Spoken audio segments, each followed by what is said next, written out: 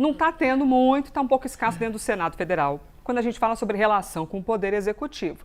Ô Isabel Mega, depois da derrota acachapante de um indicado para o Supremo Tribunal Federal e também a derrubada do veto da dosimetria, que já era esperado, é verdade, mas o governo já vinha mal das pernas com essa derrota e no dia seguinte cambaleou ainda mais com essa derrubada do veto. Como é que fica essa relação? Como é que retoma isso para fazer esse hormônio do amor surgir dentro do Senado?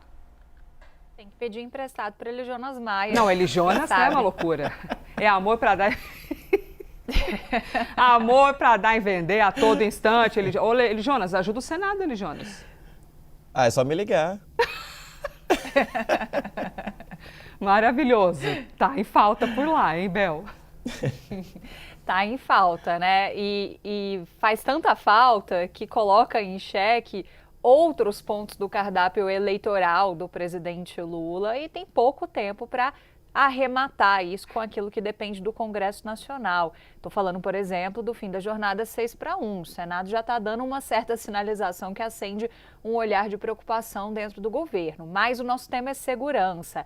E no Senado está lá, paradinha, criando teia de aranha, a PEC da segurança, que era uma iniciativa da gestão do ministro Ricardo Lewandowski. O governo conseguiu passar na Câmara dos Deputados, porque lá os hormônios estão funcionando melhor, digamos assim, e ele teve a parceria do presidente da Câmara, Hugo Mota. No Senado, a situação é outra, está parada. Como é que essas coisas todas se cruzam, querendo ou não?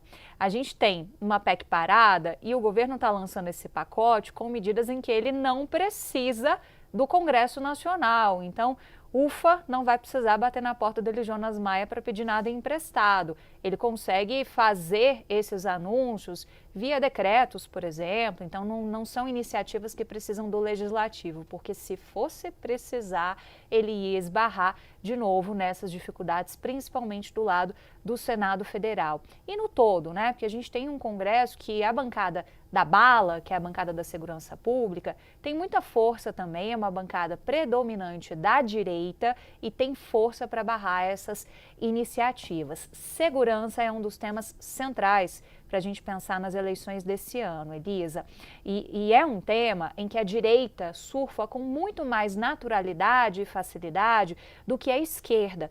Mas a esquerda sabe que nesse cardápio eleitoral precisa ter algo a oferecer ao eleitorado. E o governo tem a máquina, o governo Lula tem a máquina hoje. Então, está tentando usar a máquina para trabalhar naquilo que pode ser oferecido.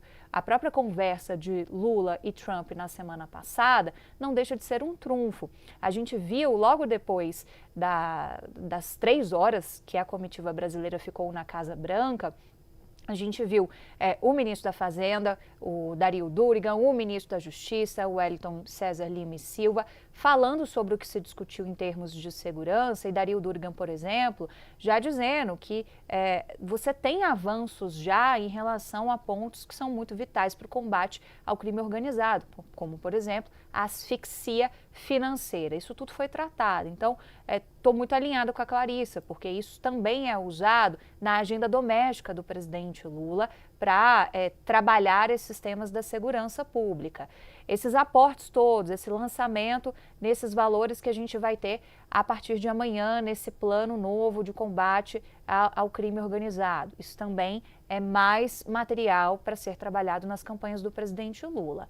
Mas a PEC da segurança não, porque tudo indica que Davi Alcolumbre não está muito preocupado, nem ao menos em despachar para a Comissão de Segurança Pública, porque lá na Comissão de Segurança Pública não, na CCJ, desculpe, porque lá na Comissão de Constituição e Justiça do Senado tem um aliado, que é o senador Otto Alencar, que poderia dar total celeridade a esse assunto para votar essa matéria e depois dependeria de Davi Alcolumbre para levar para o plenário. Mas ainda assim, já seria um avanço, você teria um relator, você teria mais holofote para a pauta.